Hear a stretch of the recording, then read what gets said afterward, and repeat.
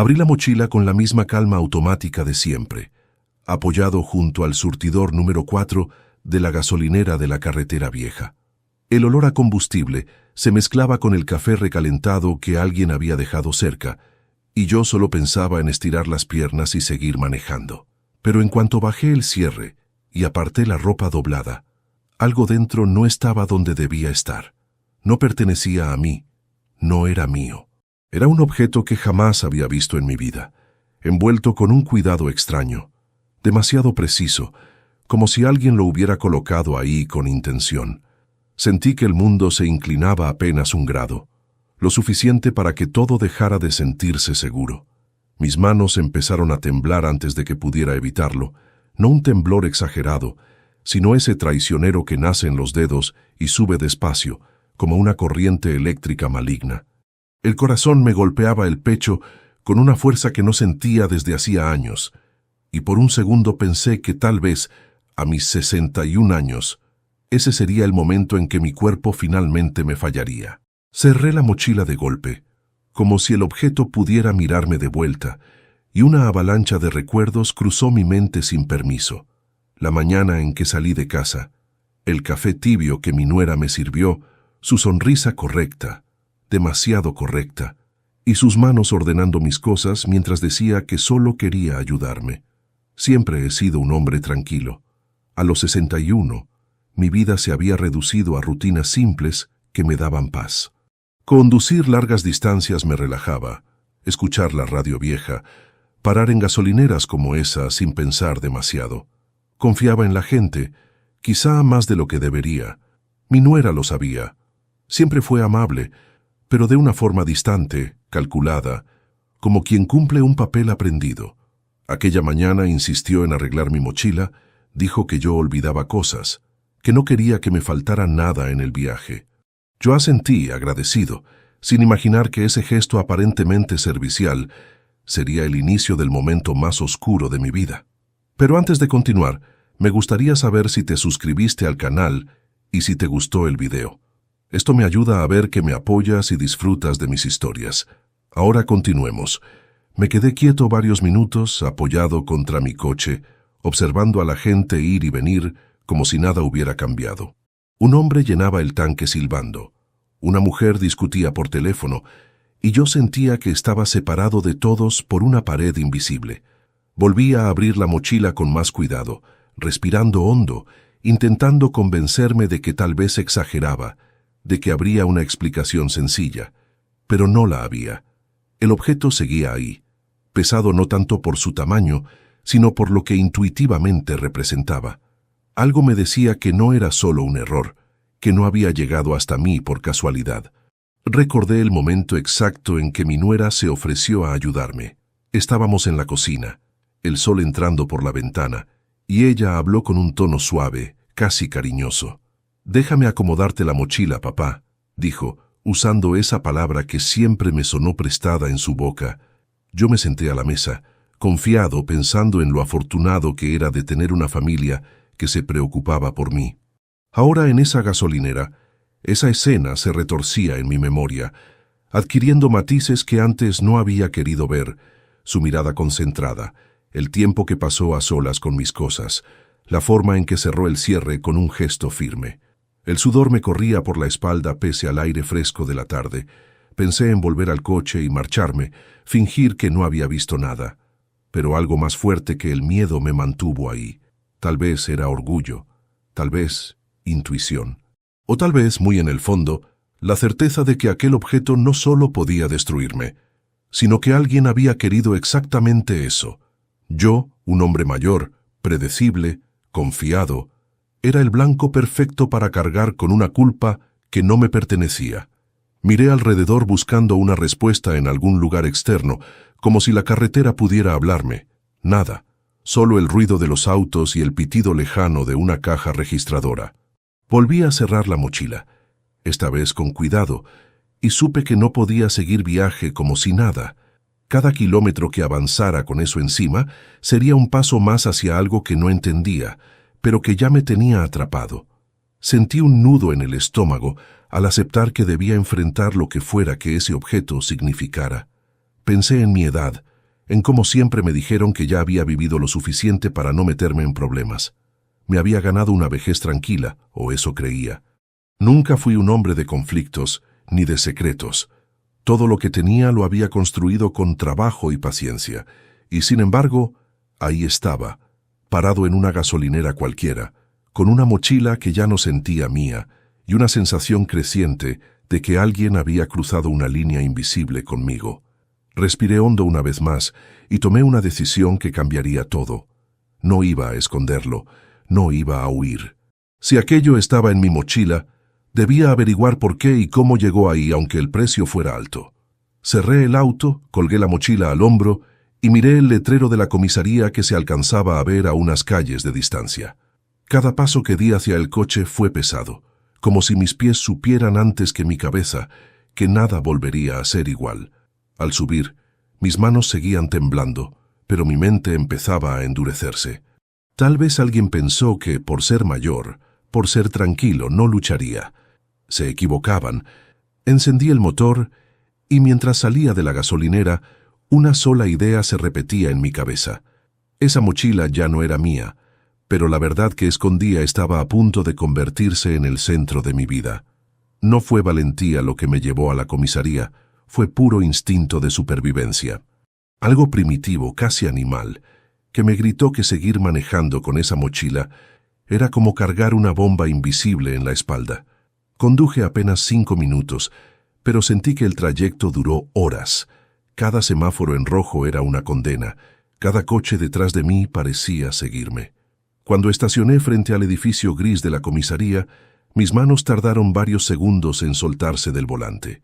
Estaban rígidas, como si ya no me obedecieran del todo. El lugar tenía ese aspecto que siempre me había provocado desconfianza. Paredes descascaradas, ventanas pequeñas, una bandera algo descolorida ondeando sin convicción. Al entrar, el cambio de temperatura me golpeó de inmediato. Un aire frío, artificial, que no buscaba comodidad sino control. Las luces blancas del techo zumbaban con un sonido bajo pero constante, como un enjambre contenido. No había música, no había conversaciones claras. Solo pasos, toses lejanas y el tecleo ocasional de un teclado viejo. Apreté la correa de la mochila con fuerza, como si pudiera absorberla dentro de mí. Me acerqué al mostrador, intentando mantener la voz firme. Dije que necesitaba hablar con un agente, que había encontrado algo que no era mío. Al principio, el policía que me atendió apenas me miró. Parecía cansado, acostumbrado a dramas ajenos, pero cuando mencioné la mochila y la coloqué sobre el mostrador, algo cambió. No sabría decir exactamente qué, pero su postura se tensó, y sus ojos, antes indiferentes, se afilaron. Me pidió que esperara y llamó a otro agente con un gesto breve. De pronto, ya no era un viejo cualquiera que entraba por error. Me sentaron en una silla metálica frente a una mesa sencilla. El frío del asiento se filtró a través de mi ropa, recordándome que estaba en terreno ajeno. 2 policías se colocaron frente a mí. Uno joven, demasiado correcto, y otro mayor con una mirada cansada que parecía haber visto demasiado. Me pidieron que abriera la mochila. Mis dedos, torpes, lucharon con el cierre. Cada centímetro que avanzaba el sonido metálico me hacía contener la respiración. Cuando finalmente quedó abierta, el silencio se volvió tan denso que casi dolía. El policía mayor fue quien metió la mano. Lo hizo con seguridad, como quien espera encontrar cualquier cosa. Pero en cuanto tocó el objeto, su expresión cambió de forma brusca. Retiró la mano como si se hubiera quemado y dio un paso atrás. Sus ojos se abrieron de par en par y el color se le fue del rostro. El agente joven se inclinó para mirar mejor y también se quedó inmóvil. Nadie habló durante unos segundos que parecieron eternos. Yo sentía mi corazón golpeando tan fuerte que estaba seguro de que podían escucharlo. ¿De dónde salió esto, señor?, preguntó finalmente el mayor, con la voz quebrada. Esto es... No terminó la frase, no hizo falta. La forma en que se miraron entre ellos me dijo todo lo que necesitaba saber. Aquello era grave, muy grave. El agente joven tragó saliva y salió de la sala casi corriendo, sin decir palabra. El mayor cerró la mochila con cuidado excesivo, como si temiera provocarla. Luego me miró de una manera distinta. ya no como a un ciudadano que pide ayuda, sino como a un problema que debía ser contenido. En ese instante comprendí que mi vida acababa de girar sobre su propio eje. Todo lo que conocía, mis rutinas, mi tranquilidad, incluso mi identidad, estaban a punto de ser cuestionados. Pensé en mi casa, en mis fotos familiares, en los años de trabajo honesto que había dejado atrás. ¿Cómo podía algo que no me pertenecía poner en duda toda una vida? Abrí la boca para explicar, para defenderme, pero el nudo en mi garganta me lo impidió. Me sentía pequeño, vulnerable, expuesto. Empezaron las preguntas. ¿Dónde vivía? ¿A dónde iba? ¿Quién había tocado la mochila? Contesté todo con la verdad más cruda, pero cada respuesta parecía hundirme más. Cuando mencioné a mi nuera, noté un leve cambio en la expresión del policía mayor. No de sorpresa, sino de cálculo. Anotó algo en una libreta y levantó la vista lentamente. Por primera vez, sentí que no me creían del todo. O peor aún, que estaban considerando no creerme. El tiempo se volvió extraño dentro de esa comisaría. No sabía si habían pasado minutos u horas. Me ofrecieron agua, pero mis manos temblaban demasiado para sostener el vaso. Escuchaba murmullos detrás de la pared, palabras sueltas que no lograba unir. Protocolo, riesgo, procedimiento. Cada término me alejaba más de la posibilidad de salir de allí como había entrado. Yo solo quería volver a ser el hombre que había parado a cargar gasolina. Cuando finalmente me dejaron solo por unos minutos, apoyé la frente contra la mesa fría y cerré los ojos. Pensé en cómo, a mis 61 años, había creído que lo peor ya había pasado, que los grandes sobresaltos eran cosa de jóvenes. Me equivoqué. Allí, rodeado de luces frías y silencio incómodo, entendí que alguien había puesto en mis manos una carga diseñada para destruirme y que la primera explosión ya había ocurrido. Escuché pasos acercarse y levanté la cabeza. El policía mayor regresó con un gesto grave. Me dijo que debía quedarme, que la situación era delicada, que todo debía aclararse. Asentí sin discutir. Ya no tenía fuerzas para hacerlo. En el fondo, sabía que había cruzado un umbral invisible. Desde ese momento, nada volvería a ser simple, y el miedo que sentía no era solo por lo que había en la mochila, sino por lo que empezaba a intuir sobre la persona que la puso allí. Sentado solo en aquella sala fría de la comisaría, con el zumbido constante de las luces clavándose en mis oídos, mi mente empezó a huir hacia atrás, como si buscara refugio en un tiempo donde todo tenía sentido. Vi a mi hijo de niño, con las rodillas raspadas y los ojos llenos de confianza, corriendo hacia mí cuando regresaba del trabajo. Siempre fui un padre presente, quizá demasiado protector. Trabajé horas extra, acepté turnos que nadie quería, todo para que a él no le faltara nada. Esa fue siempre mi manera de amar, sostener en silencio. Cuando creció y decidió casarse hice lo mismo. Ayudé como pude, sin hacer ruido. Pagué parte de la boda, entregué mis ahorros para la entrada de su casa, y cuando llegaron los primeros problemas económicos, fui el primero en ofrecer ayuda. Nunca pedí recibos, nunca pedí explicaciones. Confiaba. Mi nuera me agradecía con palabras educadas, sonrisas medidas y una distancia que nunca supe cómo acortar. Pensé que era timidez, que con el tiempo cambiaría. Me equivoqué. Recordé la primera vez que sentí algo extraño. Fue un comentario pequeño, casi invisible.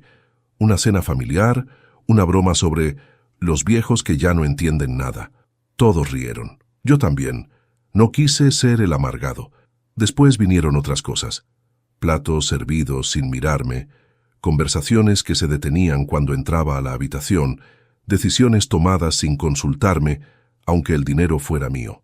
Cada gesto era mínimo, fácil de justificar, fácil de ignorar, y eso hice durante años. Mientras esperaba, empecé a unir recuerdos que nunca antes había querido juntar. Mi nuera siempre sabía demasiado sobre mis rutinas, a qué hora salía, qué llevaba conmigo, cuándo estaba solo. Decía que era preocupación, que quería cuidarme. Yo lo tomaba como una muestra tardía de afecto.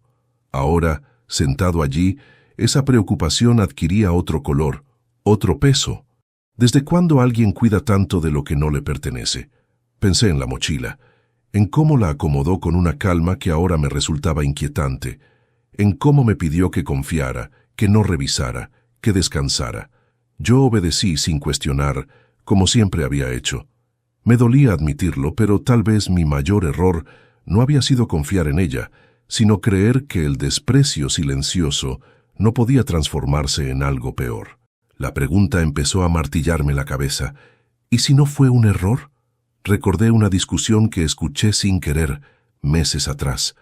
Ella hablaba en voz baja por teléfono, molesta, diciendo que ya estaba cansada de esperar. En ese momento no entendí de qué hablaba. Ahora esa frase regresaba con una claridad brutal. ¿Esperar qué? ¿Esperar cuándo? Esperar que yo desapareciera del camino. Sentí un escalofrío recorrerme la espalda al pensar que, quizá, llevaba mucho tiempo siendo un estorbo conveniente. El policía mayor pasó frente a la puerta de vidrio y me miró sin expresión. Yo bajé la vista avergonzado, como si ya fuera culpable de algo. Fue entonces cuando entendí que en ese lugar mis recuerdos eran lo único que todavía me pertenecía, y esos recuerdos empezaban a señalar en una dirección que no quería aceptar. Cada ayuda económica, cada favor, cada silencio mío había construido una relación desigual donde yo daba y otros calculaban. Me vi firmando papeles sin leerlos del todo, prestando dinero sin dejar constancia, aceptando excusas que no cuadraban. Siempre pensé que la familia estaba por encima de todo, que la sangre justificaba los sacrificios. Pero la sangre no explica la frialdad, no explica una mochila manipulada, ni un objeto colocado con precisión quirúrgica para arruinar una vida. Eso no es descuido, eso es intención. Por primera vez, la palabra traición cruzó mi mente sin que pudiera apartarla. No como una acusación formal, sino como una sospecha viscosa que se adhería a todo lo que recordaba. Me pregunté cuántas veces había mirado hacia otro lado para no ver la verdad. Cuántas señales había enterrado bajo mi necesidad de sentirme útil, necesario, querido. A mis 61 años, esa revelación dolía más que cualquier amenaza legal. Escuché voces acercarse de nuevo, me limpié el rostro con las manos y respiré hondo. Sabía que lo que venía sería peor. Pero también supe algo más, algo que nació en ese silencio cargado de recuerdos. Si alguien había planeado esto con frialdad, si había usado mi confianza como arma, entonces yo ya no podía seguir siendo el mismo hombre dócil de siempre. La mochila no solo cargaba un objeto extraño, cargaba años de desprecio disfrazado de cortesía, y eso, finalmente, empezaba a cuadrar demasiado bien. El interrogatorio comenzó sin que nadie anunciara nada. Simplemente dejaron de tratarme como a un ciudadano confundido y empezaron a mirarme como a un problema. El policía mayor regresó acompañado de otro agente, este con un cuaderno grueso y una grabadora que colocó sobre la mesa sin pedirme permiso. El clic del botón al encenderla resonó en la sala como un disparo seco. En ese instante supe que algo había cambiado para siempre. Ya no estaba allí para pedir ayuda, estaba allí para defenderme. Las preguntas llegaron una tras otra, sin pausas, sin cortesía. ¿Dónde había estado los últimos días? ¿Con quién me había reunido? ¿Por qué viajaba solo? ¿Por qué ese objeto estaba en mi mochila? Contesté todo con la verdad, pero cada respuesta parecía insuficiente, débil, sospechosa. Cuando decía no lo sé, anotaban más. Cuando decía no es mío, levantaban una ceja. Nadie me gritó, nadie me amenazó, y sin embargo la presión era asfixiante. Era como si el aire se hubiera vuelto más pesado solo para mí. Me explicaron, con una frialdad quirúrgica, las consecuencias legales de lo que se había encontrado. No entraron en detalles, pero no hizo falta. Las palabras delito grave, investigación federal y posible detención flotaron en el ambiente como cuchillas. Sentí un vacío en el estómago. Pensé en mi edad, en mi historial limpio, en lo absurdo que resultaba todo. ¿Cómo podía estar sentado allí escuchando esas cosas por algo que jamás había tocado? Intenté mirarlos a los ojos buscando una grieta de humanidad, algo que indicara que me creían. No encontré nada. Vi rutina, vi cautela, vi desconfianza. En sus gestos entendí que para ellos la versión más simple era la más cómoda. Yo era el responsable. Un hombre mayor, solo, encontrado con algo que no podía explicar. El resto eran excusas. Esa comprensión me dolió más que el miedo. Me di cuenta de que mi inocencia por sí sola no valía nada allí dentro. Mientras hablaban, mi mente se fue de nuevo a la cocina de mi casa. Vi con una claridad dolorosa el momento exacto en que mi nuera ordenó mi mochila. La escena se reprodujo como una película lenta. Ella de pie, yo sentado. Su voz tranquila diciendo que no me preocupara, que ella se encargaba. Sus manos entrando y saliendo de la mochila con demasiada seguridad. Yo mirando el reloj, pensando en el viaje, confiando. En ese instante, algo se acomodó dentro de mí con violencia. Ya no era una duda difusa. Era una imagen concreta, precisa, imposible de ignorar. El agente joven me pidió que repitiera la historia una vez más. Noté un leve cambio en su tono, como si esperara que me contradijera. Repetí cada palabra, cada detalle, con la misma calma forzada. Pero por dentro, algo empezaba a hervir. El miedo seguía ahí, claro, apretándome el pecho. Pero junto a él, nacía otra cosa. Una rabia silenciosa, espesa, que no gritaba ni golpeaba la mesa, pero que se asentaba con firmeza en mi interior. Me sentí usado, no solo por mi nuera, sino por todos los años en que permití que me trataran como un recurso disponible, como una billetera con piernas. Pensé en cada favor concedido, en cada silencio mío para no incomodar, y ahora, cuando más necesitaba que alguien confiara en mí, estaba solo. Esa injusticia empezó a transformarse en algo más sólido que el pánico. Ya no quería solo salir de allí, quería que la verdad saliera a la luz. El interrogatorio se prolongó hasta que perdí la noción del tiempo. Me hicieron firmar papeles, me tomaron datos, me pidieron que esperara. Cada "espere aquí" sonaba como una sentencia suspendida. Cuando finalmente me dejaron solo otra vez, apoyé las manos sobre la mesa y noté que ya no temblaban tanto. El miedo seguía, sí, pero estaba siendo empujado hacia un rincón por una determinación nueva y peligrosa. Miré la puerta cerrada y pensé en mi nuera, en su calma, en su distancia, en su precisión. Si ella creía que podía cargarme con esto y desaparecer tranquila, se equivocaba. A mis 61 años, tal vez ya no tenía la fuerza de antes, pero tenía algo que ella no había calculado. Tiempo para pensar y una dignidad que no estaba dispuesto a perder en silencio. Cuando el policía regresó y me dijo que la situación se estaba complicando, lo escuché sin bajar la mirada. Por dentro la rabia ya no era solo emoción, era una promesa contenida. Tal vez nadie creyera en mi inocencia en ese momento, pero yo sabía una cosa con absoluta certeza. Ese objeto no había llegado a mi mochila por accidente, y quien lo puso allí iba a tener que enfrentarse, tarde o temprano, a las consecuencias. El quiebre no llegó con un grito ni con una revelación dramática. Llegó en silencio, como llegan las verdades que ya no pueden ignorarse. Estaba sentado en la misma silla metálica, con la espalda rígida y la mirada perdida en una mancha del suelo, cuando las piezas comenzaron a encajar solas, una tras otra, sin que pudiera detenerlas. No fue una idea repentina, fue una comprensión lenta, dolorosa y definitiva. Mi nuera no había cometido un error. Necesitaba un chivo expiatorio, y yo era perfecto. Empecé a repasar los hechos con una claridad nueva, fría, el objeto en la mochila, el momento exacto en que ella se ofreció a ordenarla, mi viaje en solitario, mi edad, mi reputación de hombre tranquilo, confiado, predecible. Todo estaba alineado para que, si algo salía mal, nadie dudara de que el problema era mío. Ella sabía que yo no revisaría. Sabía que yo no desconfiaría, y sobre todo sabía que yo no reaccionaría de inmediato. Había contado con eso. Pensé en el dinero. Siempre vuelve al dinero. Recordé conversaciones sueltas que antes no quise escuchar del todo. Deudas que aparecían y desaparecían sin explicación. Cambios repentinos en su forma de gastar. La insistencia reciente en hablar de poner las cosas en orden, de pensar en el futuro, de no dejar cabos sueltos. En aquel momento me parecieron frases vagas, típicas. Ahora entendía que eran advertencias disfrazadas de charla familiar. La herencia cruzó mi mente como un relámpago incómodo. Nunca fui un hombre rico, pero tenía lo suficiente.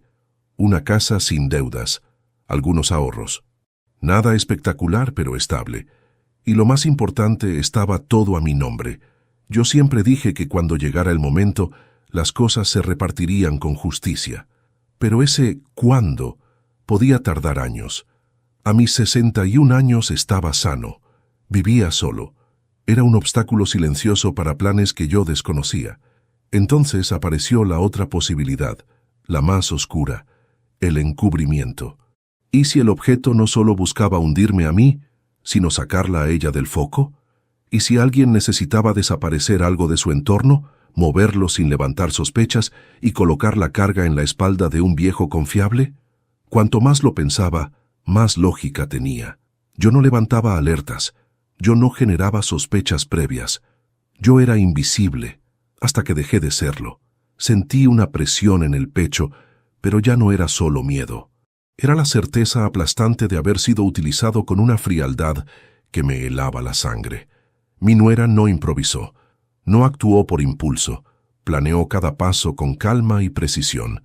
Escogió el día, el momento, el viaje. Preparó la escena con una sonrisa correcta y una amabilidad medida. Y luego, simplemente, cerró el cierre de la mochila y siguió con su vida. Levanté la vista cuando escuché pasos al otro lado de la puerta. Por primera vez desde que todo comenzó, no sentí la necesidad de bajar la cabeza. Algo dentro de mí se había roto, sí, pero algo nuevo se había formado también. La ingenuidad ya no estaba. En su lugar había una lucidez amarga, pero poderosa. Ya no dudaba. Ya no buscaba explicaciones alternativas para tranquilizarme. La sospecha se había convertido en certeza. Pensé en todas las veces que me llamaron exagerado por preocuparme demasiado. En todas las veces que me dijeron que confiara, que no viera fantasmas donde no los había. Esta vez, los fantasmas tenían nombre, rostro y manos que habían tocado mi mochila. Y yo los conocía bien. Me pregunté cuántas veces más había sido manipulado sin darme cuenta. Cuántas decisiones mías habían sido empujadas suavemente desde las sombras. El policía abrió la puerta y me informó que la investigación seguía su curso. Asentí sin discutir. Ya no necesitaba convencerlos de nada en ese instante. Mi lucha no estaba allí todavía. Estaba en entender el juego completo, en reconstruir cada movimiento para, llegado el momento, exponerlo. Sentí una calma extraña, peligrosa, asentarse en mí.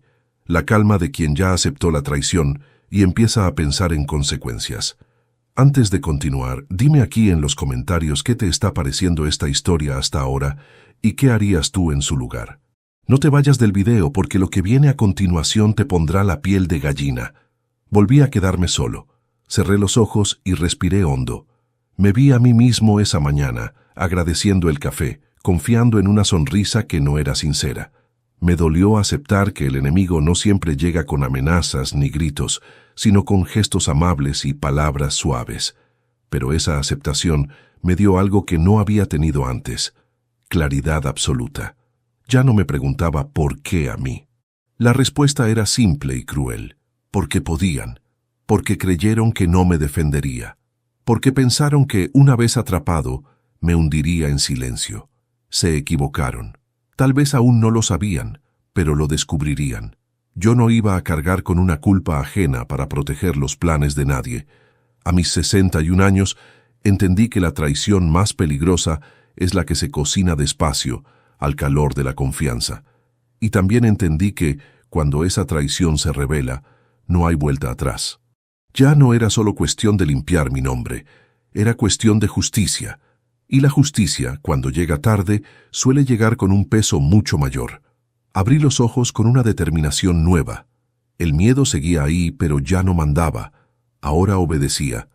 Mi nuera había jugado su carta creyendo que el tablero estaba bajo su control. No contaba con algo esencial: que yo sobreviviera al primer golpe con la mente clara y el corazón endurecido. La certeza me sostuvo mientras esperaba. El juego había empezado de verdad, Y yo ya no era una pieza pasiva. Tomé la decisión sin anunciarla, sin dramatismos.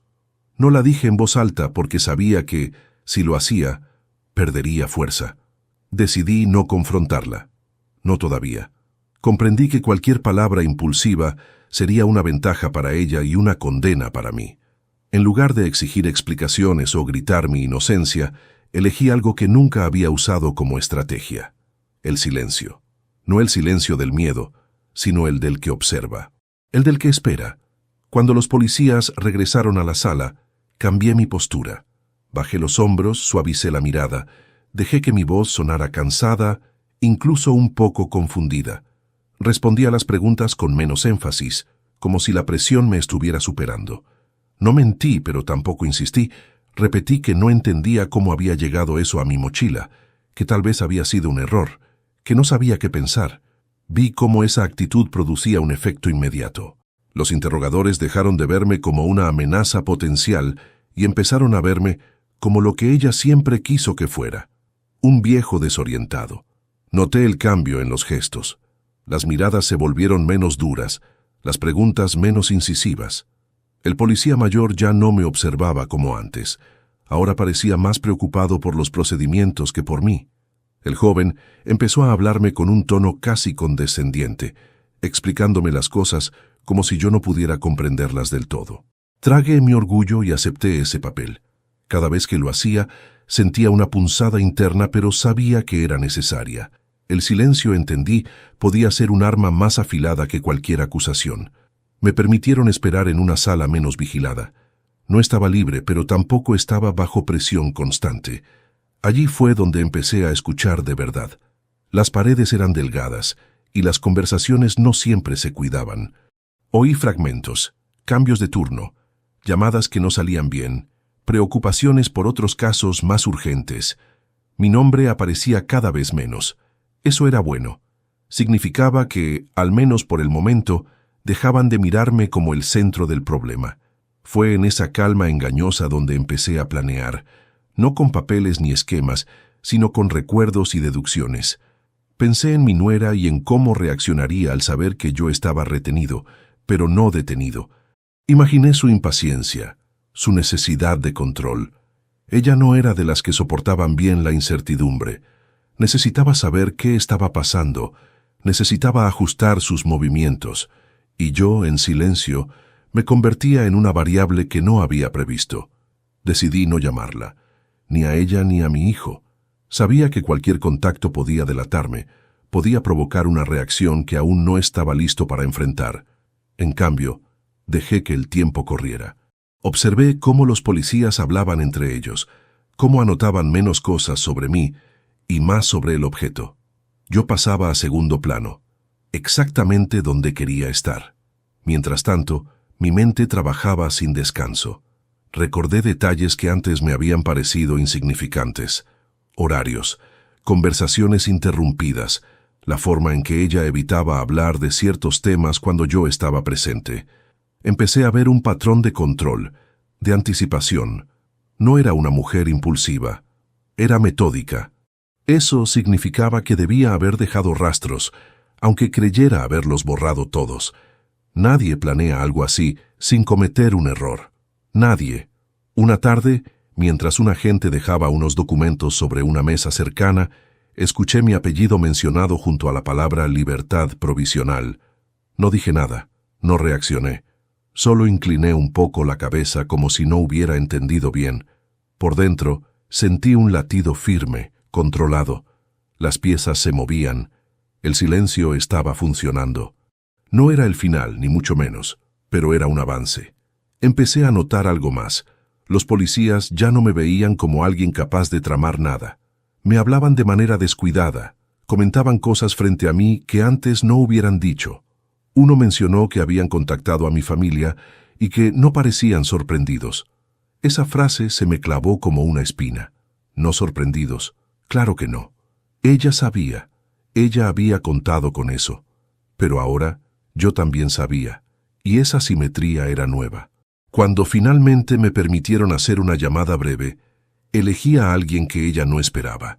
Un viejo amigo, meticuloso y discreto, que siempre tuvo un talento especial para encontrar información. No le expliqué todo, solo le pedí que estuviera atento, que observara, que escuchara. Le dije que tal vez pronto necesitaría ayuda. Su respuesta fue breve pero suficiente. No hizo preguntas. Eso me confirmó que había elegido bien. Cada noche, al quedarme solo, repasaba mentalmente mis movimientos futuros. No había prisa. La prisa era el error que ella había cometido al usarme. Yo tenía tiempo. A mis 61 años había aprendido que la paciencia no es resignación, sino estrategia. Fingir debilidad me daba ventaja. Fingir ignorancia me volvía invisible. Y desde la invisibilidad podía ver con claridad. El miedo no había desaparecido del todo. Sería mentira decir eso. Seguía ahí como un murmullo constante, recordándome lo que estaba en juego, pero ya no me paralizaba. Había sido desplazado por una concentración fría, casi ajena. Empecé a disfrutar incluso de la sensación de estar un paso atrás, observando cómo los demás creían tener el control. Sabía que mi nuera en algún punto cometería un error. La gente que cree haber ganado demasiado pronto siempre lo hace. Yo solo debía estar listo para reconocerlo cuando ocurriera. Y mientras tanto, seguiría siendo el hombre cansado, el suegro confundido, el viejo al que todos subestimaban. No me importaba el desprecio momentáneo, no cuando estaba construyendo algo mucho más grande. Al salir de la sala aquella noche, escoltado pero no esposado, sentí por primera vez desde la gasolinera que el rumbo podía cambiar. Nadie lo notó, pero dentro de mí algo se alineó con una precisión nueva. El silencio ya no era ausencia, era presencia contenida. Era un arma cargada, esperando el momento exacto para disparar. El lector atento podía sentirlo en el aire. Algo se estaba gestando. No un arrebato, no una explosión inmediata, sino una estructura sólida, paciente, inevitable. Yo ya no reaccionaba. Yo preparaba. Y cuando llegara el momento, cuando el silencio se rompiera, no sería para pedir explicaciones, sino para revelar una verdad que nadie podría volver a ocultar. La trampa no se construyó en un día ni con grandes movimientos. Se fue armando despacio, en silencio, mientras todos creían que yo apenas resistía el peso de lo ocurrido. Mi imagen de anciano inofensivo empezó a jugar a mi favor de una manera casi obscena. Los policías me hablaban como si yo ya estuviera vencido, como si lo único que pudiera hacer fuera esperar decisiones ajenas. Yo asentía, bajaba la mirada, dejaba que mis hombros se encorvaran un poco más de lo normal. Por dentro, sin embargo, mi mente estaba despierta, como no lo había estado en años. Cada palabra que escuchaba, cada gesto distraído, cada descuido mínimo se convertía en una pieza más del rompecabezas que empezaba a revelar una figura mucho más oscura de la que había imaginado. Aproveché cada permiso, cada espacio aparentemente insignificante. Cuando me dejaron volver a casa bajo ciertas condiciones, entendí que ese era el verdadero inicio. Mi nuera me recibió con una preocupación exagerada, casi teatral. Me habló despacio, como si temiera que no pudiera comprender del todo lo que había pasado. Yo interpreté mi papel a la perfección. Le dije que estaba confundido, cansado, que no entendía cómo algo así podía haber ocurrido. Ella me observaba con atención, evaluando si aún tenía el control. No sabía que, mientras me ofrecía agua y palabras suaves, yo estaba memorizando cada reacción, cada microgesto que traicionaba su aparente calma. Esa noche, cuando creí que dormía, la escuché hablar por teléfono en la cocina. Su voz ya no era dulce, era cortante, urgente. No escuché nombres, pero sí frases que me helaron la sangre. Todavía no. Hay que esperar. Él no sospecha nada. Empecé a reunir pruebas de la única manera posible para alguien como yo, siendo invisible. Revisé papeles antiguos que siempre había guardado sin orden. Encontré movimientos de dinero que no recordaba haber autorizado, transferencias pequeñas pero constantes, hechas con una regularidad que solo podía ser intencional. Mi nuera siempre había manejado mejor la tecnología que yo. Se ofrecía a ayudarme con trámites, con bancos, con contraseñas que decía que yo olvidaría. Ahora entendía que esa ayuda había sido una puerta abierta. Cada documento que encontraba me confirmaba que no solo me había usado como chivo expiatorio, sino como fuente silenciosa de recursos durante años. No era solo la mochila, era toda una red de abuso paciente. Usé mi torpeza fingida como escudo. Le pedía que me explicara cosas que ya entendía. La dejaba repetir historias. La observaba corregirse sin darse cuenta. Empecé a grabar conversaciones de manera casual, con el teléfono apoyado boca abajo, como quien no sabe bien cómo funciona. Guardé mensajes de voz que ella dejaba sin pensar, segura de que yo no sabría ni dónde buscarlos después. Incluso llegué a provocar pequeñas situaciones, comentarios al pasar, para ver cómo reaccionaba. Cada respuesta me daba más información. Cada silencio suyo gritaba más fuerte que cualquier confesión directa. Lo peor lo descubrí casi por accidente. Una tarde, mientras buscaba unos recibos viejos, encontré una carpeta que no era mía. No estaba escondida, lo cual la hacía aún más peligrosa. Dentro había copias de documentos, contratos y algo que me dejó sin aliento. Pruebas claras de que el objeto que apareció en mi mochila no solo estaba relacionado con ella, sino que formaba parte de algo mucho más grande. No era un acto aislado ni desesperado. Era un movimiento dentro de un plan que llevaba tiempo en marcha. Mi nombre era apenas una pieza intercambiable. Si no hubiera sido yo, habría sido otro. Pero yo estaba ahí, confiado, disponible. Perfecto. Me senté durante largos minutos sin moverme, con la carpeta abierta sobre las piernas. Sentí una mezcla de náusea y lucidez brutal. La traición ya no era solo personal, era criminal. Comprendí que, de haber salido todo como ella esperaba, yo habría cargado con consecuencias irreparables mientras ella limpiaba su rastro y seguía adelante. Pensé en mi hijo, en lo poco que sabía realmente de la mujer con la que compartía su vida. Pensé en cómo el amor puede cegarnos al punto de volvernos herramientas del daño ajeno. Y en ese momento algo terminó de romperse dentro de mí. Ya no quería solo limpiar mi nombre, quería justicia. Empecé a ordenar las pruebas con una disciplina que me sorprendió a mí mismo. Anoté fechas, horarios, conexiones. Volví a llamar a mi viejo amigo, y esta vez le di más detalles. No todos, pero los suficientes para que entendiera la gravedad. Él no se asustó. Me dijo algo que todavía resuena en mi cabeza. Cuando alguien cree que te tiene vencido, es cuando más errores comete. Tenía razón. Mi nuera empezó a relajarse. Bajó la guardia. Hablaba de más. Se movía con la confianza de quien cree que el peligro ya pasó. Yo seguía siendo el anciano cansado que apenas entendía lo que sucedía a su alrededor. Cada noche, repasaba el plan una y otra vez. No buscaba venganza impulsiva. No quería verla sufrir por rabia ciega. Quería que la verdad saliera a la luz de una forma que no pudiera negar ni torcer. Quería que enfrentara las consecuencias de cada decisión tomada con frialdad. Sabía que el clímax se acercaba. Lo sentía en la manera en que todo empezaba a alinearse. Los policías volverían a llamar. Las preguntas regresarían. Y esta vez yo no estaría vacío de respuestas. Cuando finalmente cerré la carpeta y la guardé en un lugar seguro, respiré hondo. Me miré en el espejo y vi a un hombre distinto. Más viejo, sí, pero también más firme. La imagen de anciano inofensivo seguía ahí para el mundo, pero ya no para mí.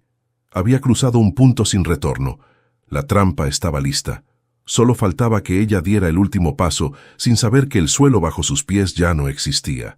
Esa noche dormí poco, pero por primera vez en mucho tiempo.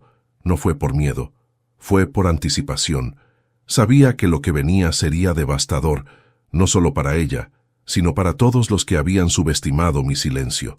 Ya no era solo mi nombre el que estaba en juego, era la verdad, y yo estaba dispuesto a llevarla hasta el final, sin importar el costo.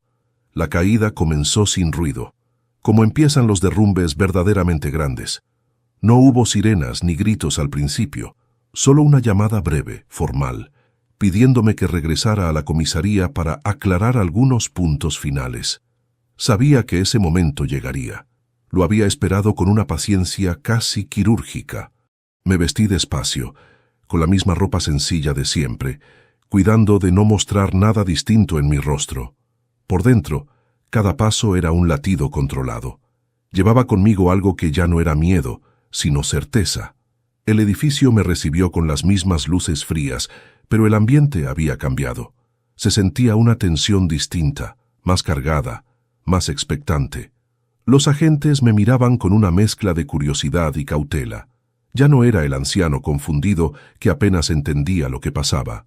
Tampoco era el culpable evidente. Era algo incómodo, indefinido. Me condujeron a una sala más grande, con una mesa larga y varias sillas ocupadas. Allí estaba mi nuera, sentada, erguida, con el rostro cuidadosamente neutro. Cuando me vio entrar, arqueó apenas las cejas, lo justo para confirmar que no esperaba verme tan entero. Tomé asiento sin saludarla. No por desprecio, sino por estrategia. Dejé que hablara primero. Ella lo hizo con seguridad ensayada, repitiendo la versión que había preparado desde el inicio. Preocupación, sorpresa, incredulidad. Decía que no entendía cómo algo así podía pasarme, que siempre me había considerado como a un padre. Mientras hablaba, yo la observaba con una calma que jamás habría creído posible. Ya no escuchaba sus palabras, escuchaba los huecos entre ellas, las pausas, los cambios sutiles en el tono cuando algo no encajaba del todo. Cuando llegó mi turno, no levanté la voz. No acusé, no señalé con el dedo. Saqué lentamente la carpeta que había guardado durante semanas, la coloqué sobre la mesa con cuidado, como si fuera algo frágil. El sonido seco del cartón al tocar la madera cortó el aire de la sala.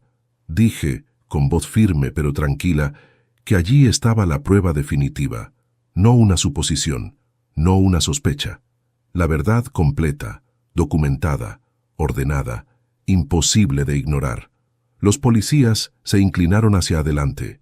Mi nuera también, aunque intentó disimularlo. Empecé por el principio. Las transferencias, las fechas, los accesos a mis cuentas.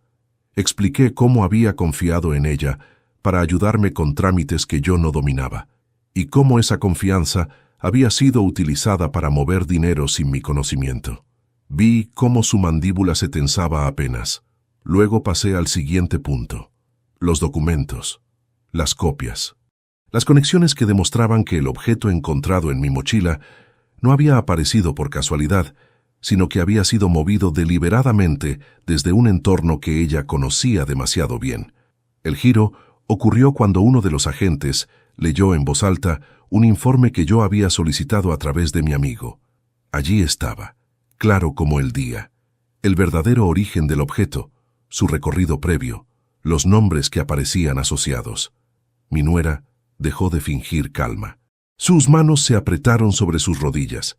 Negó con la cabeza antes de que terminaran de leer, como si eso pudiera borrar lo que ya estaba dicho. Por primera vez desde que la conocía, la vi perder el control del gesto. «Esto es una locura», dijo demasiado rápido. «Él no sabe lo que dice, está confundido». Nadie respondió de inmediato. El silencio fue demoledor. Un silencio pesado, definitivo. Los policías ya no la miraban con cortesía. La miraban con atención, con interés profesional. Continué. Hablé del momento exacto en que ordenó mi mochila, de cómo había elegido el día y el viaje, de cómo había contado con que yo no revisaría nada. No lo dije con rencor. Lo dije como quien describe una secuencia lógica, porque eso era. Una secuencia planeada con frialdad. Cuando se dio cuenta de que negar ya no funcionaba, su máscara se quebró. Empezó a elevar la voz, a interrumpir, a señalarme como manipulador, como anciano resentido. La verdadera personalidad emergió sin filtro. Ya no había sonrisas medidas ni palabras suaves. Había ira, desprecio, una urgencia feroz por recuperar el control que se le escapaba entre los dedos. Verla así fue como ver caer una pared que siempre estuvo agrietada, pero que yo me había negado a mirar. El policía mayor le pidió que se calmara. Ella no pudo. Gritó que todo era injusto, que nadie entendía la presión que había soportado, que alguien tenía que pagar por lo que había pasado. Esa frase quedó flotando en el aire. Alguien tenía que pagar. No dijo quién, pero todos lo entendimos. Yo había sido elegido. No por culpa, por conveniencia. En ese momento sentí algo que no fue alegría ni alivio. Fue una calma profunda, casi solemne. La verdad estaba ahí, desnuda, sin necesidad de adornos. Yo ya no tenía que convencer a nadie. La caída era inevitable. Los agentes comenzaron a hacerle preguntas directas, precisas, técnicas. Ella respondió mal, se contradijo, se enredó. Cada palabra suya hundía un poco más el terreno bajo sus pies. Yo observaba en silencio, consciente de que ese silencio ahora tenía peso. Cuando finalmente le pidieron que entregara su teléfono y sus documentos, supe que el clímax había pasado.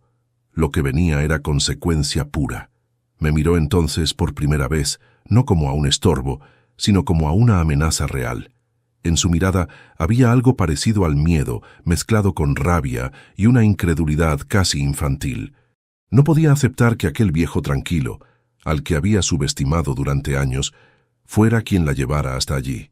Me levanté despacio cuando uno de los policías me dijo que podía irme. Sentí el cuerpo pesado, pero firme. Al pasar junto a ella, no dije nada. No hacía falta. Todo lo que debía decir ya había sido dicho con pruebas, con paciencia, con verdad. Su caída no necesitaba mi voz para ser completa. Se había expuesto sola frente a todos, mostrando exactamente quién era cuando ya no podía manipular la situación. Salí de la comisaría con el aire fresco golpeándome el rostro. Respiré hondo. Por primera vez desde la gasolinera, sentí que el mundo recuperaba su eje. No era el final de todo, pero sí el final de la mentira. Sabía que vendrían procesos, consecuencias, conversaciones difíciles, pero también sabía que ya no caminaba solo ni cargando una culpa ajena. Había entregado la prueba definitiva. Había revelado el origen real del objeto, y en el proceso había recuperado algo que creí perdido para siempre: mi dignidad. La venganza no llegó como la imaginan en las películas. No hubo gritos, ni puertas golpeadas, ni insultos lanzados con rabia. Llegó en silencio, vestida de papeles, plazos y decisiones firmes. Llegó con la calma de quien ya no necesita demostrar nada. Mientras el proceso avanzaba, yo me limité a hacer lo que nunca antes había hecho: respetarme. Cada paso fue legal, frío, medido. No me movía el deseo de humillarla, sino la necesidad profunda de que la verdad tuviera consecuencias reales, palpables, imposibles de revertir con lágrimas falsas o excusas tardías. Empezó con algo simple: dejé de protegerla. Durante años había sido un muro invisible, cubriendo errores, justificando comportamientos, firmando documentos sin leerlos del todo para no incomodar. Ese muro cayó. Entregué toda la información que me pidieron, sin adornos ni omisiones: cuentas, accesos, fechas, autorizaciones indebidas. Cada dato era un ladrillo retirado de la estructura que ella había construido a mi alrededor. Yo no celebraba, tampoco dudaba. Me limité a cumplir. La justicia, cuando se hace bien, no necesita espectáculo. Ella intentó comunicarse conmigo. Mensajes largos, luego breves, luego silencios calculados. No respondí, no por crueldad, sino por coherencia. Hablar habría sido volver al terreno que ella dominaba, el de la manipulación emocional. Yo ya no jugaba allí. Observé cómo, poco a poco, perdía aquello que más valoraba. No hablo solo de dinero, aunque también lo perdió. Hablo de control, de imagen, de la narrativa que había tejido con tanto cuidado. Los conocidos empezaron a preguntar. Las miradas cambiaron. Las puertas se cerraron con una suavidad implacable. Mi hijo fue quien más sufrió ese derrumbe. Verlo enfrentar una verdad que había sido ocultada durante años fue doloroso, pero necesario. No lo presioné, no le exigí que eligiera. Le ofrecí hechos, nada más. Los hechos, cuando son claros, hacen el trabajo solos. Él necesitó tiempo. Yo también. Aceptar que el daño venía de alguien tan cercano no es algo que se supere de un día para otro. Pero por primera vez, nuestras conversaciones dejaron de estar llenas de silencios incómodos. Hablábamos desde un lugar nuevo, más honesto, más adulto. Ella perdió la casa que creía segura. Perdió el acceso a recursos que había considerado propios sin serlo. Perdió la red de confianza que la sostenía. No porque yo lo pidiera con saña, sino porque cada consecuencia era la respuesta lógica a una acción previa. Así funciona la verdadera venganza. No inventa castigos, permite que el sistema haga su trabajo. Yo solo quité las vendas. Lo demás ocurrió solo. Mientras tanto, yo recuperaba algo que no figura en ningún documento oficial. Recuperaba la dignidad. Esa sensación de caminar erguido, de mirarme al espejo sin bajar la vista. Durante años creí que ser bueno era aguantar, ceder, callar. Aprendí, tarde pero con claridad, que ser digno es poner límites, incluso cuando duele, incluso cuando rompe vínculos, incluso cuando te llaman egoísta por dejar de aceptar abusos. No celebré su caída. No me reuní con nadie para contar la historia con tono triunfal. Mi catarsis fue íntima. Fue sentarme en silencio en mi casa, revisar mis papeles con calma, ordenar mis cosas sabiendo que ahora sí eran mías. Fue volver a conducir sin sentir un nudo en el estómago. Fue detenerme en una gasolinera y abrir mi mochila sin miedo. Pequeñas victorias invisibles, pero profundas. Hubo noches difíciles. No voy a mentir. La culpa intenta colarse incluso cuando uno ha hecho lo correcto. Me pregunté si podría haber actuado antes, si había señales más claras que ignoré. La respuesta siempre fue la misma. Hice lo que pude con lo que sabía. Castigarme por no haber sido desconfiado antes habría sido otra forma de injusticia. Aprendí a perdonarme, y ese perdón fue más liberador que cualquier resolución judicial. Ella, por su parte, intentó reconstruirse rápido. Cambio de discurso, de círculo, de versión, pero algo esencial ya no estaba. Cuando alguien pierde la máscara frente a todos, no vuelve a colocársela igual. La gente recuerda, no con morbo, sino con cautela. Esa cautela fue su nuevo límite, y lo entendió. Lo vi en su manera de evitar ciertas miradas, de medir cada palabra. El control absoluto ya no le pertenecía. Yo seguía adelante sin prisa. A mis 61 años no tenía nada que demostrarle a nadie. Me bastaba con vivir en paz, con saber que no había dejado pasar la oportunidad de hacer lo correcto por miedo o comodidad. La venganza silenciosa no busca aplausos, busca equilibrio. Y lo encontré. Un día, ordenando el último cajón que había quedado pendiente, encontré una foto vieja. Mi hijo de niño abrazándome con fuerza, sonriendo sin reservas. La sostuve unos minutos y comprendí algo fundamental. Todo lo que había hecho, todo el silencio, toda la paciencia, había sido para proteger eso. No la imagen, sino el valor que representaba. La honestidad, el cuidado mutuo, la confianza bien puesta. No grité, no insulté, no necesité hacerlo. La justicia habló en mi nombre con un tono que no admite réplicas, y yo, por primera vez en mucho tiempo, me sentí completo. No porque ella hubiera perdido, sino porque yo había recuperado algo esencial, la certeza de quién soy y de lo que merezco. Cuando finalmente cerré ese capítulo de mi vida, no lo hice con rabia, sino con serenidad.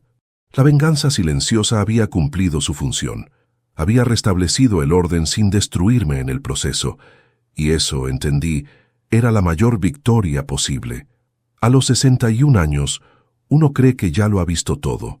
Cree que las grandes lecciones quedaron atrás, que lo que resta es repetir rutinas, cuidar el cuerpo que empieza a cansarse y agradecer cada día tranquilo. Yo pensaba así. Creía que la vida, en su tramo final, se volvía predecible. Me equivoqué. Lo que viví me enseñó que no hay edad para las traiciones profundas ni para los despertares tardíos. Y también me enseñó que nunca es tarde para reconstruirse desde un lugar más digno. Aprendí, ante todo, que la confianza no es un regalo automático. Durante años la entregué sin medida, convencido de que hacerlo me convertía en un buen padre, en un buen suegro, en un buen hombre. Confundí bondad con permisividad. Pensé que callar era una forma de amor, y que soportar gestos incómodos era parte del precio de mantener la familia unida. Hoy sé que la confianza verdadera se construye con límites claros y con respeto mutuo. Cuando solo fluye en una dirección, deja de ser virtud y se convierte en debilidad. La traición familiar duele de una manera distinta.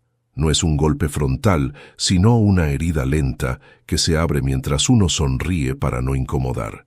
Descubrí que el daño más profundo no vino del objeto en la mochila ni del proceso legal, sino de aceptar que alguien tan cercano fue capaz de planear mi caída con frialdad. Esa comprensión me obligó a revisar mi propia historia, mis silencios, mis concesiones, no para culparme, sino para entenderme, para no repetir el mismo patrón jamás. Durante mucho tiempo asocié la edad con el retroceso.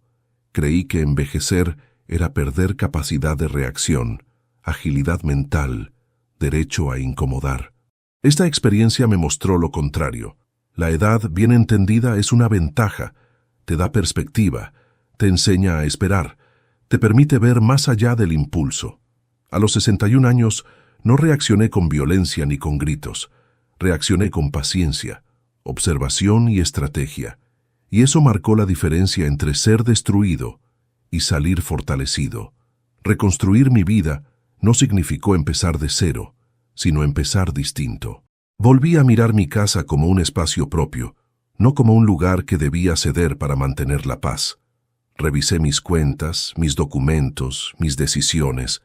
Ordené papeles, pero también emociones. Me permití sentir tristeza sin vergüenza y alivio sin culpa. Entendí que cerrar una etapa no siempre implica perdonar de inmediato, sino aceptar lo ocurrido y seguir caminando sin cargar con pesos ajenos. Aprendí a hablar, no en exceso, no para justificarme, sino para nombrar lo que antes callaba. Decir esto no me parece bien, decir no estoy de acuerdo, decir hasta aquí. Palabras simples que antes me parecían peligrosas y que hoy son parte de mi equilibrio. No necesito que todos me comprendan, necesito comprenderme yo. Esa claridad es un refugio poderoso cuando el mundo se vuelve incierto. También aprendí que la dignidad no se negocia. No depende de la opinión ajena ni del rol que otros te asignan. La dignidad se sostiene cuando uno actúa en coherencia con sus valores, incluso cuando hacerlo tiene un costo. Yo pagué ese costo con angustia, con noches sin dormir, con la ruptura de una imagen familiar que parecía estable. Pero a cambio, recuperé algo invaluable, el respeto por mí mismo. Y ese respeto es una base sólida sobre la que se puede construir cualquier futuro. Hoy, camino más despacio, es cierto. El cuerpo lo exige, pero camino más erguido. No bajo la mirada cuando entro a un lugar. No siento la necesidad de explicar de más. Mi historia me pertenece, y no necesito adornarla para que tenga sentido. Acepté que no todos los vínculos sobreviven a la verdad, y que eso no siempre es una pérdida. A veces es una limpieza necesaria para respirar mejor. Si algo quiero dejar claro, es que la edad no es sinónimo de fragilidad. La fragilidad nace de la negación, del miedo constante a perder afectos a cualquier precio. La fortaleza, en cambio, se cultiva cuando uno se anima a ver la realidad tal como es y actúa en consecuencia. A mis 61 años, aprendí a hacerlo. Tarde, quizás, pero a tiempo para no terminar mis días sintiéndome utilizado. Miro hacia adelante con una serenidad que antes no conocía. No espero grandes acontecimientos ni revanchas tardías. Espero días honestos, conversaciones limpias, decisiones tomadas sin presión. Y sobre todo espero seguir siendo fiel a lo que aprendí, que la bondad sin límites se vuelve peligrosa, que el silencio impuesto erosiona el alma y que nunca, absolutamente nunca, es tarde para defender la propia dignidad. Este capítulo no cierra una historia perfecta. Cierra una historia que me recordó que vivir no es solo existir sin conflictos, sino atravesarlos sin perderse en el proceso. A los 61 años, entendí que todavía puedo aprender, cambiar y elegir mejor. Y ese aprendizaje, más que cualquier absolución o victoria externa, es el legado más importante que me llevo de todo lo vivido. Después de todo lo que ocurrió, el silencio volvió a mi vida. Pero ya no era el mismo silencio de antes. No era ese silencio pesado que usaba para tragar injusticias, para evitar conflictos, para fingir que no dolía. Este era distinto. Era un silencio elegido, un silencio limpio, un silencio que, por primera vez, no me hacía daño. Me di cuenta de que la justicia no siempre llega haciendo ruido. A veces no entra rompiendo puertas ni levantando la voz. A veces se sienta despacio, revisa los hechos, mira a los ojos y simplemente pone cada cosa en su lugar. Eso fue lo que ocurrió conmigo. No necesité gritar mi verdad para que fuera real. No necesité humillar a nadie para recuperar lo que me habían quitado. Bastó con no callar más en el momento correcto. Durante mucho tiempo pensé que guardar silencio era una virtud, que aguantar era señal de madurez, que a cierta edad uno debía resignarse para no complicar la vida de los demás. Hoy sé que eso no es sabiduría, es miedo disfrazado. El verdadero equilibrio llega cuando uno aprende a hablar sin odio y a callar sin culpa, cuando el silencio deja de ser una jaula y se convierte en una elección consciente. Camino por mi casa ahora con otra mirada. Cada objeto tiene su lugar, no solo físico, sino emocional. Ya no siento esa presión constante en el pecho, esa sensación de estar estorbando. Mi nombre volvió a ser mío, mi historia también, y aunque las cicatrices no desaparecen, dejan de doler cuando uno entiende por qué están ahí. No gané porque alguien perdió, gané porque no me perdí a mí mismo. Gané porque a los 61 años tuve el coraje de mirar la traición de frente y no convertirme en ella. Elegí no devolver daño con daño. Elegí que la justicia hablara por mí. Y esa decisión me devolvió algo más fuerte que la libertad, la paz. Si algo quiero que quede de todo esto, es esto. Nunca es tarde para abrir los ojos. Nunca es tarde para poner límites. Nunca es tarde para recuperar la dignidad, aunque te hayan hecho creer que ya no tienes derecho a ella. El silencio puede ser un refugio o una prisión. La diferencia está en quién lo controla. Hoy sigo siendo el mismo hombre sencillo. No me volví duro ni desconfiado de todo el mundo. Solo me volví más consciente. Aprendí que la bondad no debe doler, que el amor no debe humillar, y que la familia, cuando es verdadera, no necesita sacrificios que destruyan. Y si esta historia llegó hasta ti, tal vez no fue casualidad. Tal vez también guardas silencios que pesan. Tal vez también has sido bueno cuando debiste ser firme. O tal vez solo necesitabas escuchar que no estás solo, que siempre hay una salida digna, incluso cuando parece que todo está perdido. Si esta historia te tocó de alguna manera, te invito a suscribirte al canal y a darle me gusta al video. Eso me ayuda mucho a seguir compartiendo historias reales, humanas, que nacen del dolor pero también de la superación. Cuéntame en los comentarios qué te pareció esta historia, qué habrías hecho tú en mi lugar y desde qué ciudad nos estás viendo. Me encanta leerte y saber que, del otro lado, hay personas que sienten y reflexionan junto conmigo. Soy Manuel, y esta fue mi historia.